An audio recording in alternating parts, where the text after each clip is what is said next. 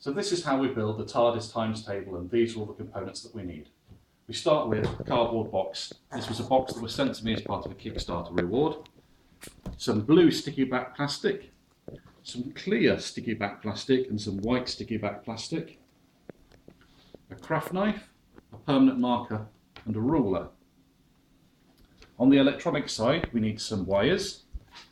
We need 20cm male-male DuPont cables and some 10cm male-female DuPont cables, a cloned Arduino board. I buy them because they're much cheaper, but I do go to arduino.cc and make donations directly to Arduino, a breadboard power supply, some small breadboards, one medium-sized breadboard, a 220 ohm resistor, a blue LED, an RFID reader, and a TFT LCD screen that's also an SD card reader. So I've got an SD card inside the screen.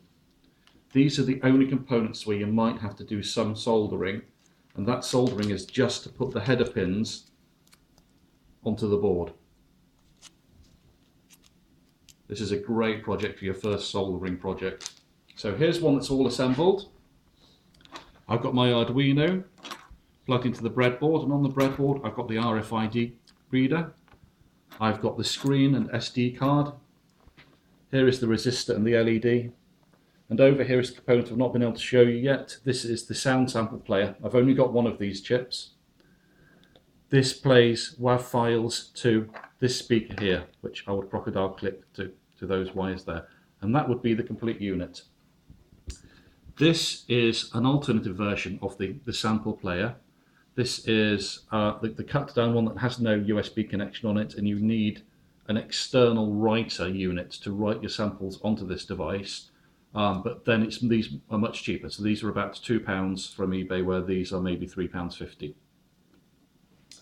If we come over to here, we will see the RFID cards I've made. So I've got some packs of blank RFID cards, and they come like this. They're expensive to buy if you buy them from a UK supplier, to be honest. I found them much cheaper to get them off eBay. They're about 27p each for these I bought from eBay. And this is a sheet of clear vinyl that I saw at the beginning. And this looks like photo paper and it prints like photo paper, but actually the white's just a sheet of backing paper and this clear layer of vinyl on. I've printed 2 sheets with all of these portraits on, cut them out with a craft knife, and then stuck them onto the RFID cards as the self-adhesive. You could use paper labels to do it, but the vinyl's probably a little harder wiring. So once I've got all these things built up, I need to put it into a version that I can mount inside a cardboard box, and that's this version here. So instead of using the Arduino Uno, I've used an Arduino Pro Mini. And actually the Pro Mini is just about as capable as the Uno anyway. I've got enough pins for the whole project off this Mini. So I have my medium-sized breadboard, a half-size breadboard, with a breadboard power supply and a Pro Mini. I've then made SPI connections, because all these devices are SPI compliant. So I have an SPI connection to this little breadboard, which is going to be mounted on one side of the wall of the box, which is then connected to the RFID card reader. This board also buses power up to this breadboard, and this breadboard has my sample player on it. This is going to go on the inside of the roof, upside down. That has the connection through to the LED for the roof LED, and it has the connection through to my speaker.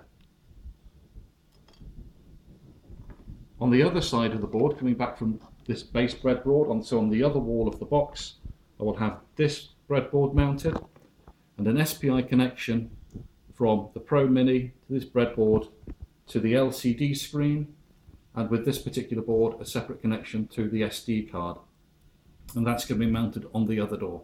So I can break up my whole project into small boards which I can then mount inside the cardboard box.